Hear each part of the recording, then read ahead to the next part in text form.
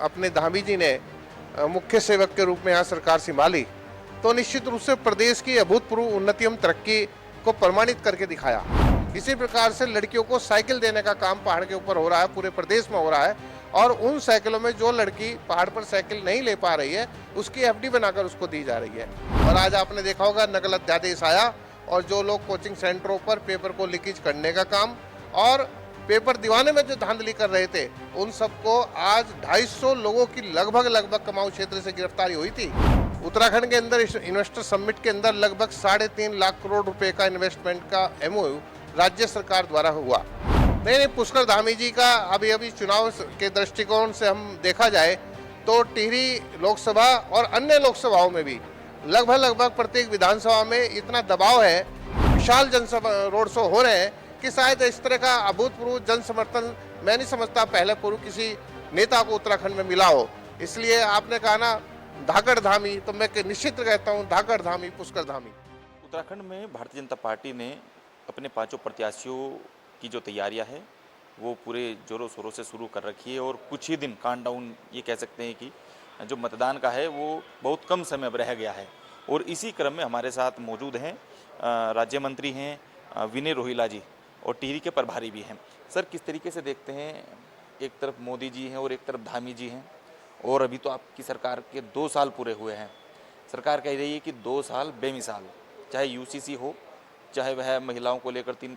30% का आरक्षण हो या फिर अन्य मुद्दे हो, किस तरीके से देखिए, मोदी जी के नेतृत्व में जब अपने धामी जी ने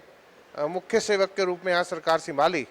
तो निश्चित रूप से प्रदेश की अभूतपूर्व उन्नति एवं तरक्की को प्रमाणित करके दिखाया। आज पूरे प्रदेश के अंदर लॉ एंड ऑर्डर इतना सुव्यवस्थित है। आपने देखा होगा नानक मत्ता में कांड हुआ, सभी लोग देख रहे थे कि भाई कैसे मुलजिम पकड़े जाएंगे। मुलजिम पकड़े भी गए और कानूनी कार्रवाई उसके ऊपर हुई भी है, बहुत जल्दी ही अतिशीघ्रता से हुई। इसी प्रकार हल्द्वानी के अंदर घटना हुई, सब देख रहे थे कि क्योंकि पूरे प्रदेश में ना फैल जाए, चिंतित थे लोग बाग। लेकिन निश्चित रूप से पूरे यूरोप में जहां दंगा फ्रांस के अंदर एक महीने तक नहीं रुक पाया, वहां मुख्यमंत्री जी के नेतृत्व में हल्द्वानी का दंगा केवल 2 दिन के अंदर समाप्त हो गया और पूरे प्रदेश में शांति व्यवस्था सुनिश्चित रही। इसी प्रकार आपने देखा होगा आज पूरी प्रदेश के अंदर गरीब व्यक्तियों को अपना गैस उज्ज्वला कनेक्शन अतिरिक्त रूप से राज्य सरकार दे रही है। इसी प्रकार से लड़कियों को साइकिल देने का काम पहाड़ के ऊपर हो रहा है, पूरे प्रदेश में हो रहा है। और उन साइकिलों में जो लड़की पहाड़ पर साइकिल नहीं ले पा रही है उसकी एफडी बनाकर उसको दी जा रही है। इसी प्रकार से अंत्योदय योजना के अंतर्गत राज्य सरकार ने अपने मद से उसका राशन बढ़ाकर 76,000 अंत्योदय कार्ड अलग से बनाए राज्य सरकार की उससे और राशन देने का काम हो रहा है। इसे आप देखो, धर्मांतरण बिल है, समान नागरिक संहिता बिल है और इस प्रकार से महिला आरक्षण बिल है। एक प्रदेश के मुख्यमंत्री के रूप में अपनी पॉजिटिव सोच रखते हैं, महिलाओं को आगे बढ़ाने का काम। धर्मांतरण बिल के कारण अनेक लोगों में इस प्रकार की विसंगतियां हो रही थी कि लोग जो है धर्म के आधार पर अनेक प्रकार के अवैध कब्जे कर रहे थे। आज आपने देखा होगा कि 25,000 हेक्टेयर के करीब जमीन जो है अवैध कब्जे में थी, उसको हटाने का काम सरकार ने किया है। इसी प्रकार से अनेकों कार्य हुए, इस प्रदेश में कार्य चल रहे हैं और माननीय मुख्यमंत्री जी ऊर्जा से ओतप्रोत और पूरी सरकार गुड गवर्नेंस के आधार पर, प्रामाणिकता के आधार पर इस समय राज्य को लेकर चल रही है। निश्चित रूप से पुष्कर धामी जी एक ऐसे व्यक्तित्व के धनी व्यक्ति हैं जो छोटे से बच्चे की चिंता करके और एक वृद्ध महिला माता का आशीर्वाद लेकर इस पूरे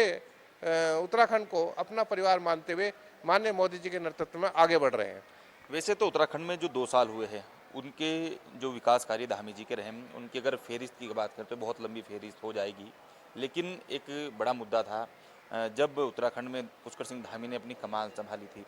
उस समय युवाओं की एक आवाज़ थी कि क्योंकि जिस तरीके से नकल का मामला सामने आ रहा था, लगातार पेपर लीक के मामले सामने आ रहे, तो इसी बीच मुख्यमंत्री पुष्कर सिंह धामी ने जो युवाओं की जो एक नब्ज है उसे टटोलने का काम किया और उस नब्ज को पकड़ने का भी काम किया और उसी के तहत नकल विरोधी कानून आप लोग लेकर आए। इसे किस तरीके से देखते हैं, लोकसभा चुनाव में यह नकल विरोधी कानून या फिर अन्य जो चीज़ें हैं वो किस तरीके से कार्य करेंगी?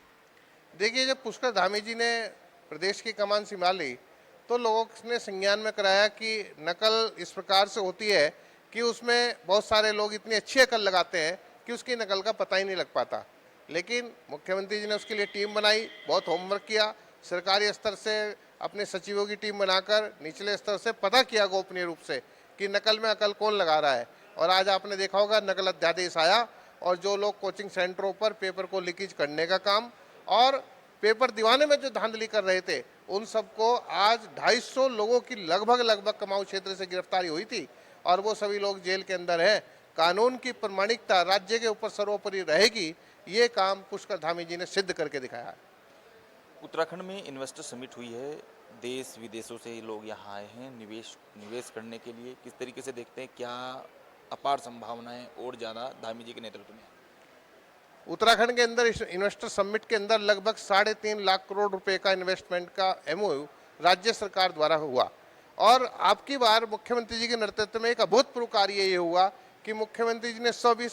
पूरे इन्वेस्टर समिट की कमान अपने हाथों में रखी और लंदन गए, दुबई गए और अन्य एशिया के देशों तक अपने प्रतिनिधि भेजे और वहाँ से जो भारतीय या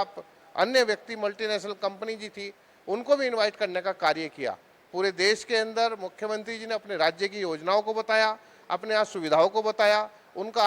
हार्दिक अभिनंदन करने के लिए सरकार के रास्ते खोले और जो समय समय पर लोगों ने दिक्कतें बताई थी उनको दिक्कत करने का प्रयास पूरा करते हुए इन्वेस्टर समिट की। जब माननीय प्रधानमंत्री जी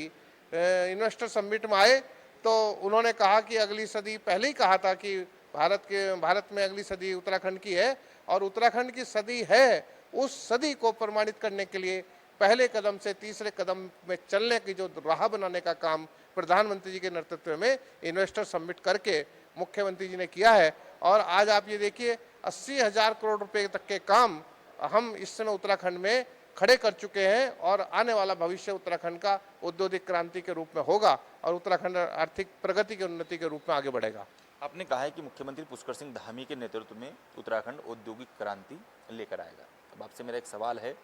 आपके पास बहुत महत्वपूर्ण जिम्मेदारी है, आपदा प्रबंधन आपके पास है। प्रधानमंत्री मोदी का यह ड्रीम प्रोजेक्ट भी है चारधाम यात्रा। चारधाम यात्रा शुरू होने वाली है। आपने अभी तक कितने दौरे किए हैं, चारधाम यात्रा की क्या क्या तैयारियां हैं, ये सब, क्योंकि देश विदेशों से जनता, लोग, श्रद्धालु यहाँ पर पहुँचते हैं, किस तरीके से? आपदा प्रबंधन विभाग के अंतर्गत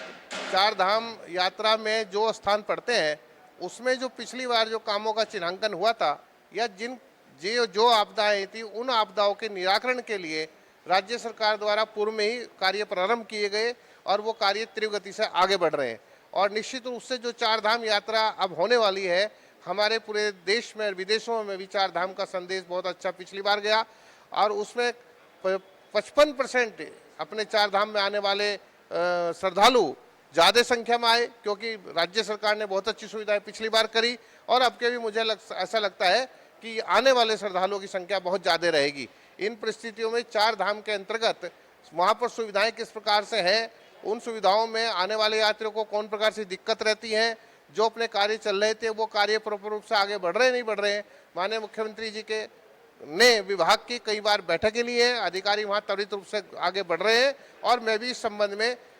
20 या 21 तारीख के अंतर्गत पूरे क्षेत्र को देखने के लिए हम जा रहे हैं एक टीम बनाकर, ताकि जो जन सुविधाएं हैं, जैसे जहां पर घोड़े हम यात्रियों को लेके जाते हैं तो घोड़े अचानक किसी स्थान पर रुक जाते हैं और उनका मल वो जो है फिर निकलकर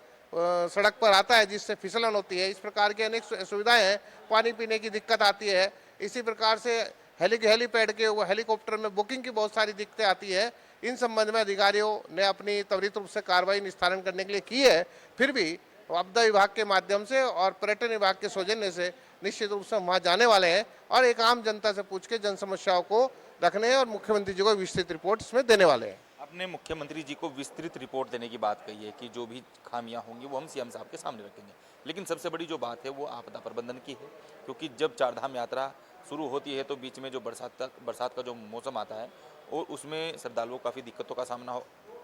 करना पड़ता है। कई ऐसे मामले हो जाते हैं कि कुछ ज़्यादा ही दिक्कतें आ जाती हैं, क्योंकि चाहे लैंडस्लाइड का मामला हो या फिर कोई अन्य मामले हो, तो इसे किस तरीके से आप डील करेंगे, किस तरीके से आप इन सब चीज़ों को देखेंगे, किस तरीके से आप मैनेज करने वाले हैं?